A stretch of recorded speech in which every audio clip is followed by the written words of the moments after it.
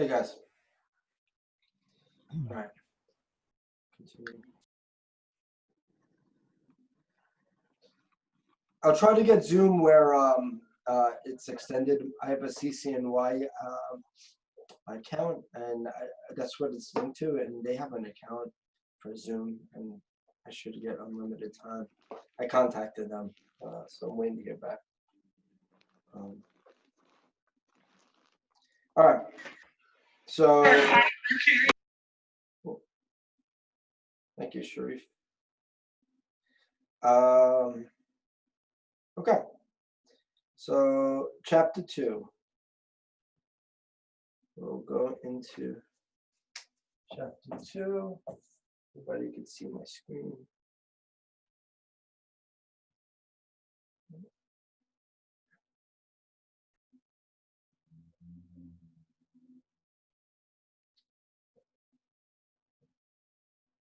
Okay.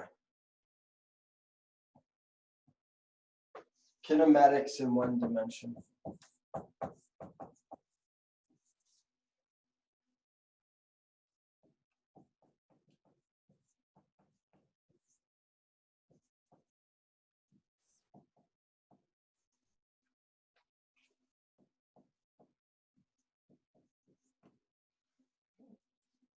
So this course is mainly focused at describing motion and how rigid bodies that don't change their shape, move in our universe, right?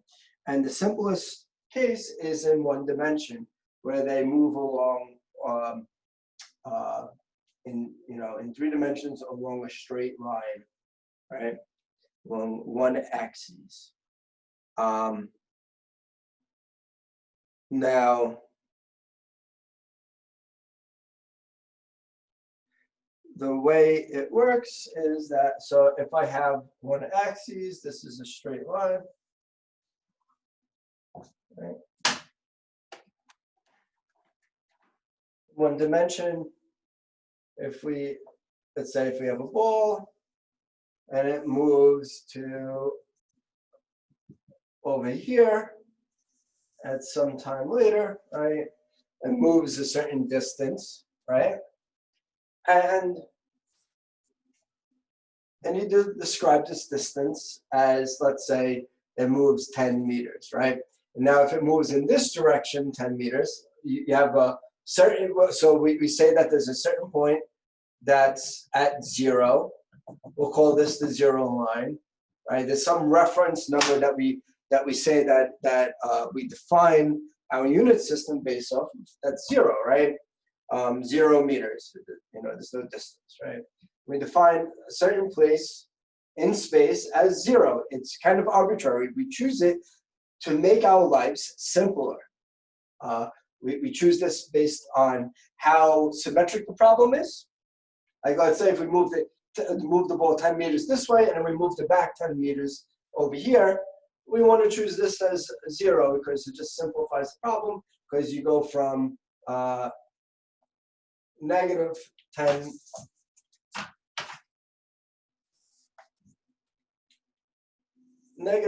meters to positive 10 meters. And you could you could do all sorts of easy things with this number system, right? If we define 0 over here, these 3 positions are much harder to define, much harder to work with in terms of numbers, right? Because you can have some weird number over here. So the origin of our unit system, or our point that we call 0, is pretty much arbitrary. We get to pick it. But as long as we're consistent with all our measurements, it doesn't matter where you choose it. And what's interesting about motion in one dimension is that there's not really a direction, right? You only move forwards and backwards, and you could describe this as what we usually use is a plus and minus, right? You move back minus 10 meters, move forward 10 meters, right? And now for 2 dimension,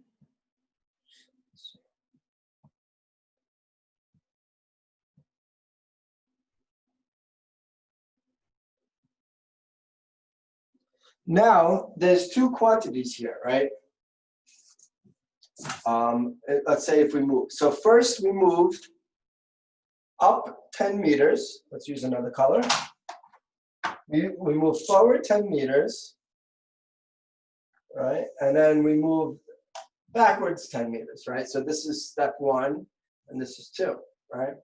So when we talk about two quantities when we talk about this position, right? These are different positions that the ball is at, right? We start at 0, we move 10, then we move back 10 from our starting position, right?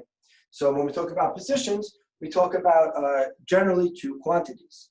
We talk about one quantity, which is the distance that we move, right? The distance, and this is the general distance that the ball travels, right? So the ball travels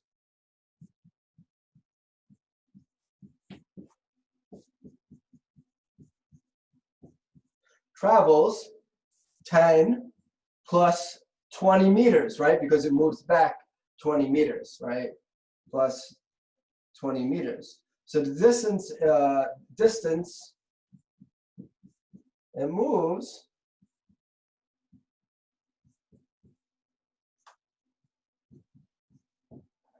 is 30 meters, right?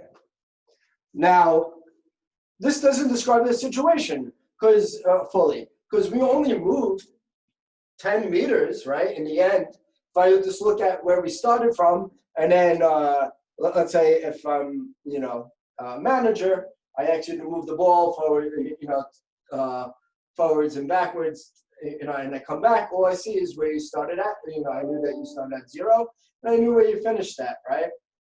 And I don't know that, by telling me that you moved it 30 meters, I'm like, I don't know where you ended up with. I actually moved the ball over here, right? So the distance doesn't exactly give you the full information. There's also something called displacement. And displacement is the distance that it moves from its starting position. So here, this is the displacement.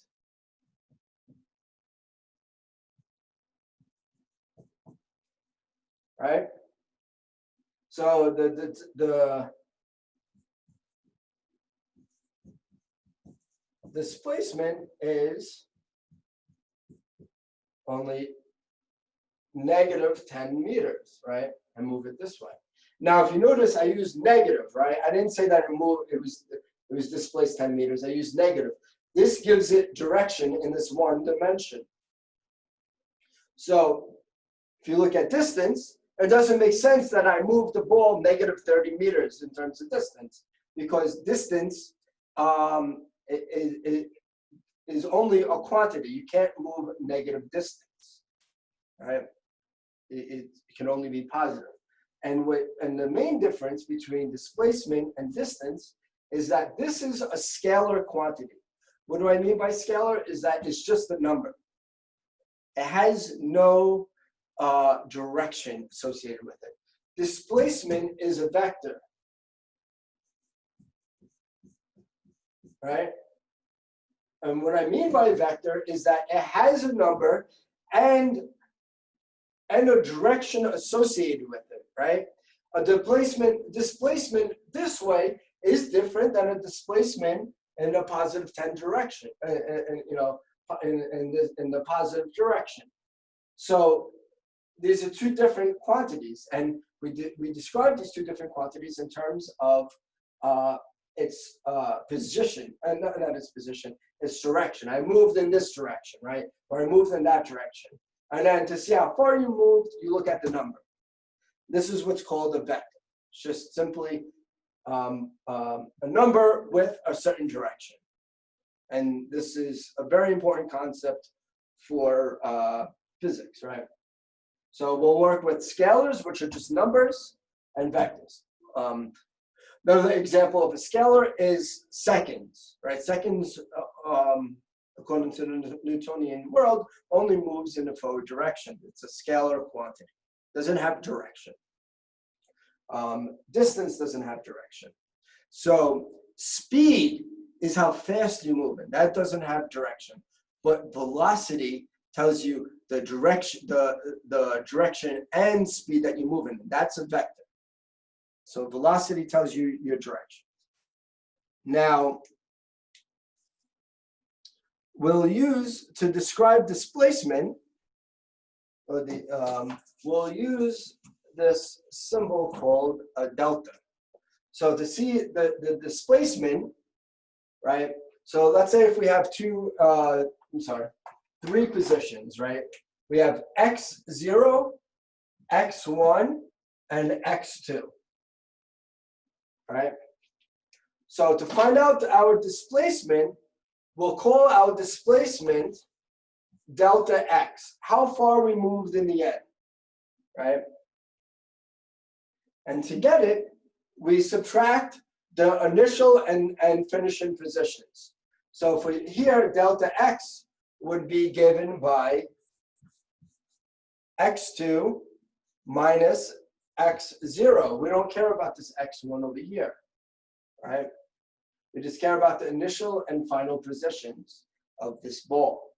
So the delta x in this case is equal, this is minus 10 minus 0, and that gives us a minus 10, right? And as you can see, we could set our origin, or the point that we call 0, anywhere, and this quantity would still be the same, right?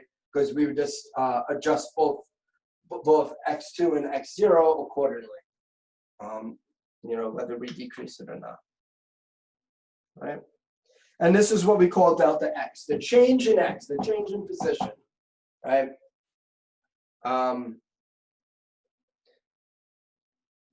Now,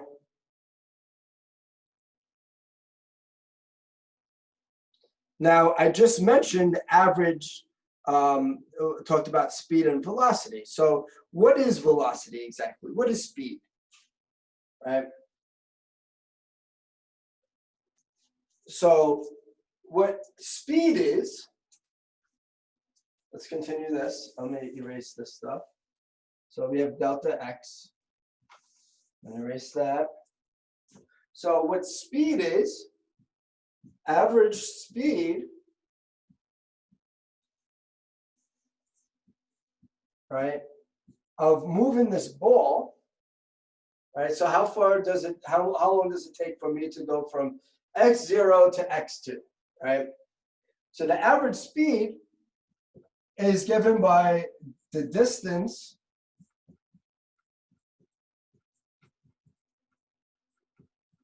traveled by the time it takes.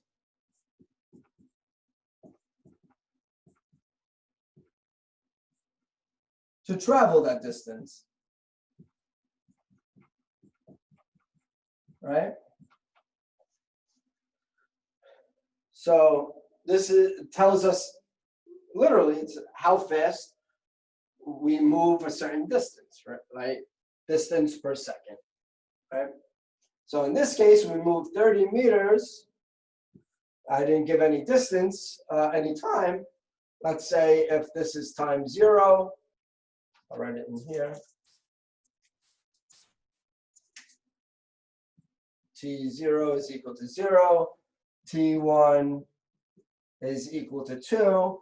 And then T2 is equal to 4 seconds later, right? Or I should put 6 seconds later, right? Let's say it's going at the same speed. So it takes 2 seconds to move over here. And then 4 seconds later, it moves over here, right? At the 6-second mark. I start my timer at 0. And by 6 seconds, it's done moving. I'm done moving. So then I would divide 30 by 6 seconds, right? And this gives me my average speed, right? And in this case, and then I put in the dimensions, 30 meters divided by 6, and we get 5. So I move 5 meters for each second. So 5 meters per second, right?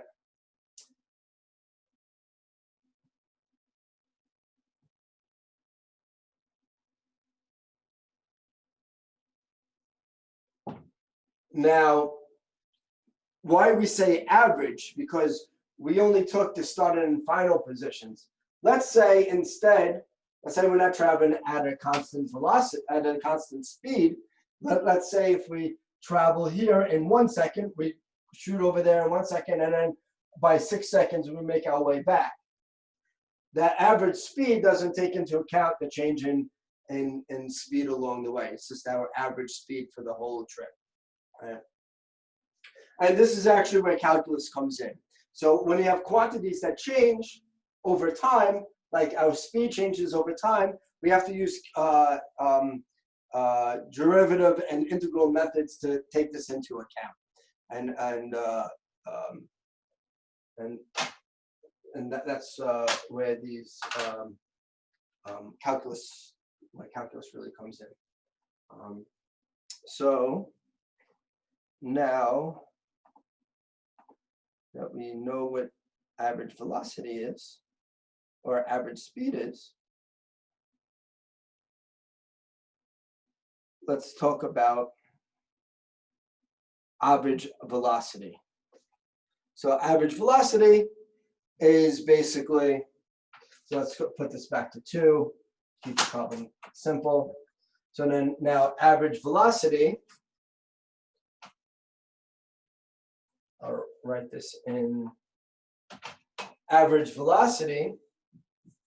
Now we take into account the direction that we moved in the end, right? Average velocity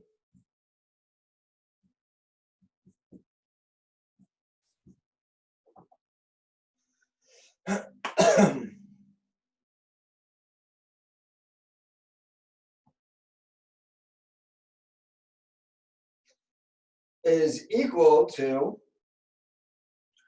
you've guessed it, the displacement over time, over the time now. And here, what we have is delta x, what we call delta x, and the time elapsed, I didn't write it over here, but we generally refer to the time elapsed as delta t. And if we look at it, let's write this out. We'll have, I'm going to erase this. For delta x and delta t, we'll have x2 minus x0, x, what we call x naught. I use, it's just a common term. Instead of 0, we say x naught. It's to differentiate 0 from this little subscript, which we call naught. Now we use these little subscripts just to add more parameters. So in physics, it's very easy to run out of symbols to use. So that's why we add these little subscripts at the bottom, 0, 2, and you know. So, and then delta x over here is t2 minus t1, or t0, sorry. Right? So when we do this, we'll calculate it out.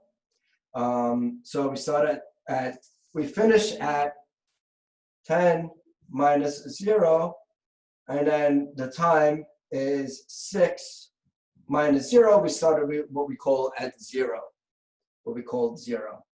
And then we find out that our average velocity is this quantity, which is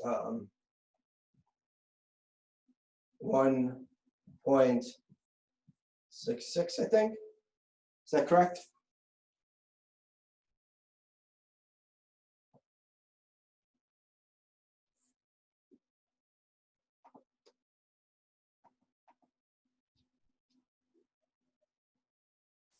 Yep. And we have this. So what we normally, average velocity or average speed, hold on. Hey, Ma, I'm teaching. I'll call you back. Sorry about that. Average is usually given by this symbol. So velocity is usually given by v, And then average is with a line over the top like this, right? And normally a vector, in general, how we differentiate between a scalar and a vector is by giving a symbol. So average speed is usually given by this little like cursive v over here, right? Velocity, so speed would be, look something like this. Velocity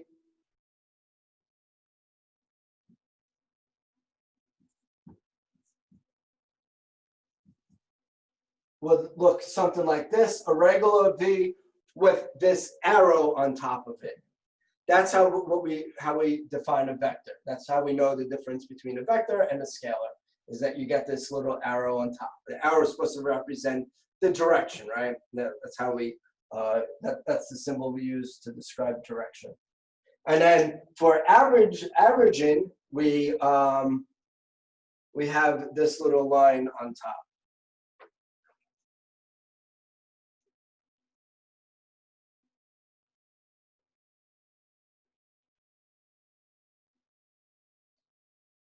Now, we talked about average velocity here, right?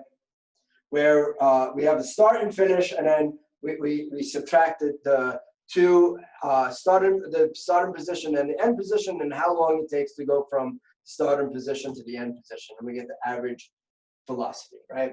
This doesn't describe, like I said earlier, what happens in between these 2 points, right?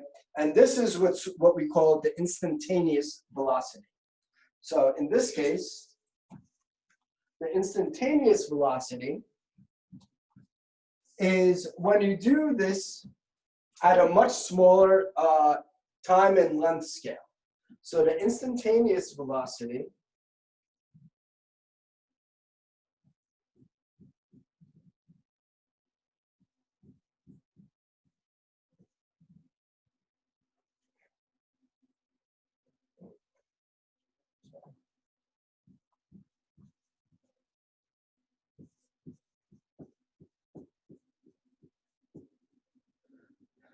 and we'll just call this V. I'll just use the descriptive, this V in the book.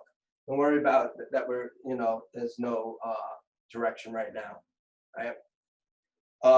What we call the instantaneous velocity is when we do this beginning and end point at a much smaller scale. So as we take the positions, if this is the starting x0 and this is x2 now over here, as we go smaller and smaller, we calculate the average value for these smaller positions, right? And as we decrease it smaller and smaller, we could increase the accuracy of the velocity at that point, right? You know this well in calculus. This is a limit, right? So, and this is how you define a derivative, right? So the instantaneous velocity is given by the limit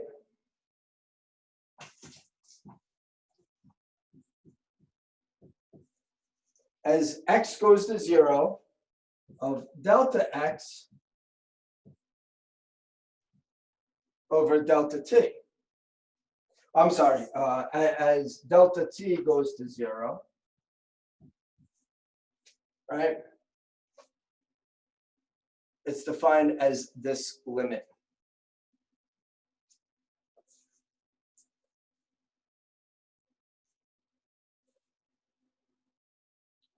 So as this time increment gets smaller and smaller, we can know the velocity better and better at this position, right?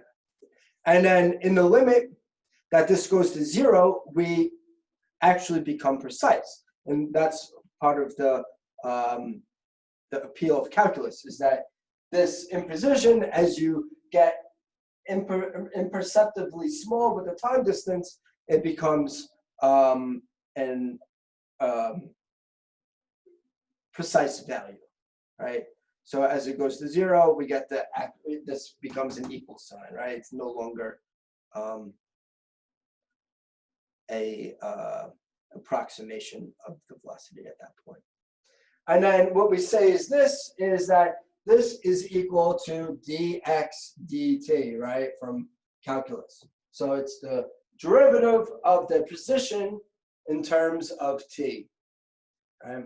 And this is where the calculus comes in. So really, the velocity is just the derivative of its position function, right? If you describe this as some kind of linear function where it moves, moves along its position, the derivative of that function will give you the velocity, right? And this is the physical basis for derivatives. And in terms of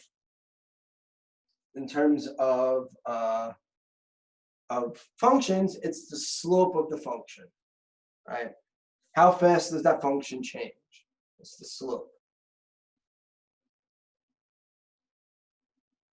right? And this is a very different quantity than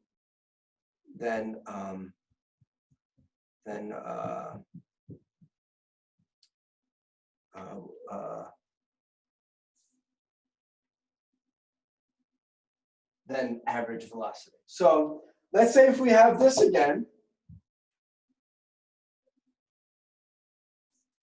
So let's draw this movement as a function of distance. So let's translate this into a graph, this motion, right? So we have our y-axis is the displacement. So this is x. We'll call this x, or x. Yeah, we'll just use it, the position x. And this is t for time, right? Now what happens is that we move forward, right? This is the zero. This is 0. We move forward. Let me define my 0 a little bit higher up.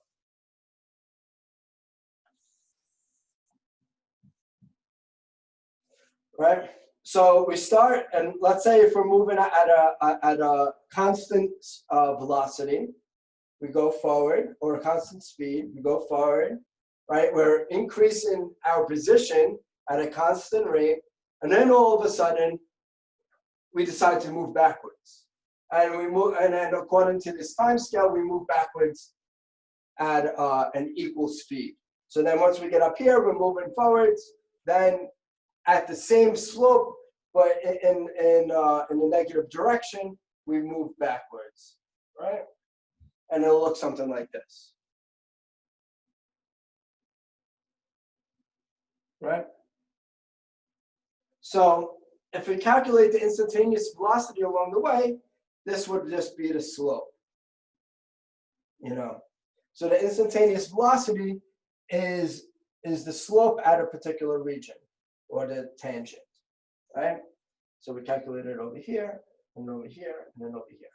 Now let's say if we smooth it out. Let's say if, as we approach this point, we slow down, which normally happens. We have to slow down in a certain given amount of time. It's that's acceleration. And then we speed back up. So let's say instead of the sawtooth, instead of the triangular function, let's say we had something like this, right? As we're approaching this point of where we turned around, we slow down gradually, and then as we're coming back, we speed up gradually, right? And then as we approach the ending position, we start to slow down, right? So this is T0, this is T1, and then this is T2, right?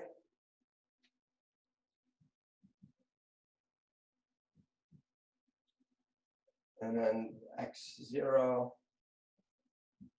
x1, x2. Now, if we want to calculate the instantaneous velocity, it changes, right, over time. Over here, at this particular point over here, I'm drawing a different color. At this particular point over here, the velocity is different than over here, right? You can see the slope. It's different at that particular region. So over here, it's pointing this way. Over here, it's pointing this way, right? You can see a curve. Maybe that's not a good drawing. Sorry for it being so small, right? So over here, the tangent, right? That's where you calculate with the slope, is the tangent of the line. And that's the instantaneous velocity, the slope or tangent at that particular segment. And all we're doing is measuring it, we're expanding that function to a very small scale, and then we're approximating that very small region as a straight line. And that straight line is a tangent if we extend it further out. And of course, as we go down to a very small point, it actually just becomes a tangent. And there's a big difference between a very, very, very small point and then something that's infinitesimally small. It's a very general concept, but you could just think of it as we're just making it so small that we no longer see this change within that given region, and then we take that as the instantaneous velocity. So as we approach this point where we come back, we're reducing the speed so that we could turn around, and then speed is increasing again, right? And any questions so far? Everything clear? Sorry, I'll look at the camera. Everything okay?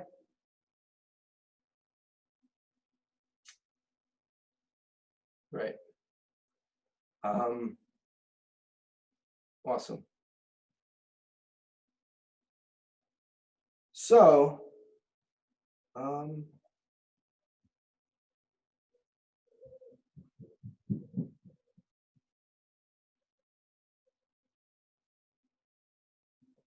let's do a quick problem before we call it a day. So let's do this example 3. We have 5 minutes. So I'm not gonna. Maybe we'll go into this. We'll go into it next time since we only have 5 minutes left. But let's say if I'll just give the very basics. So there's this rocket jet that moves along this path, right? In the problem, it's on a rail, and they're testing it out in the Mojave Desert. Let's say this rocket, and the rocket's fired, and what happens is that it accelerates over time. So it moves faster and faster as it goes along, right? And the graph of it looks like this. So if we look at the displacement, t versus x, it displaces more distance the further it goes, right?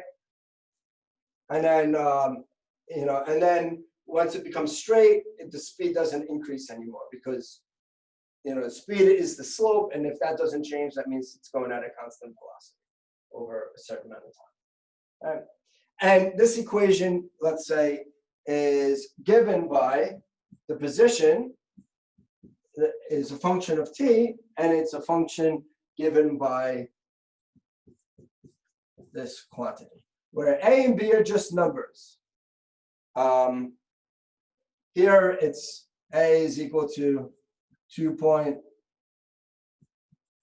meters per second. That's the unit. That's just the units that you need, because we want it. If you look, we want the distance, the displacement in terms of meters. So if we have t squared over here, that means we have to divide by the seconds twice, right?